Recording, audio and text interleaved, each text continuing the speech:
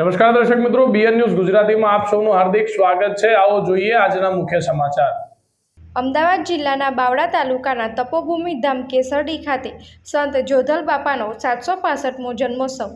ભાલ પ્રદેશમાં આવેલ વર્ષો પુરાનું યાત્રાધામ અમદાવાદ જિલ્લાના બાવળા તાલુકાના કેસરડી ગામે સંત શ્રી જોધલ બાપાનું સમાધિ સ્થાન છે। સંત શ્રી જોધલ પીર બાપાનો 765મો જન્મોત્સવની ઉજવણી ચૈત્ર સુદ પૂનમના પવિત્ર દિને આયોજિત કરવામાં આવી। સંવત 1316 ચૈત્ર સુદ પૂનમના દિને નળકાંઠાના કેસરડી ગામના વનકર પરિવારમાં દેવા ભગત અને નિરૂમાના ખોળે સંત શ્રી જોધલ બાપાએ જન્મ ધારણ કર્યો હતો। આસો સુદ દસમના દિને બાપા કેસરડીમાં સમાધિસ્થ થયા હતા। સમાધિ ટાણે આપેલ વચન આસો નોમની રાત્રે 3.5 દાંડીનો ગોપીનાદ જે હયાતીની સાક્ષી પૂરે છે। આજે કલયુગમાં પણ આસો સુધી નોમની રાત્રે નગારાનો નાદ સંભળાય છે, જેને સાંભળવા લાખોની સંખ્યામાં ભક્તોનું ઘોડાપૂર ઉમટે છે।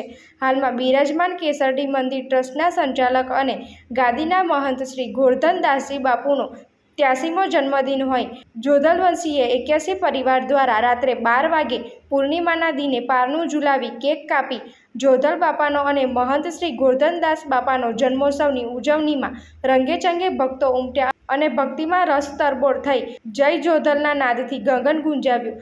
જન્મોત્સવ નિમિત્તે ભવ્ય લોક ડાયરાનું આયોજન કરેલ હોય ગુજરાતના ખ્યાતનામ કલાકાર શ્રી જિગ્નેશ કવિરાજ અને હેમુ બારોટ, ખેમરાજ બારોટ દ્વારા સંતવાણીની આહ્લેખ જગાવી ભક્તોને જોધલ ભક્તિમાં તલ્લીન કર્યાના સમાચાર પ્રાપ્ત થયા છે।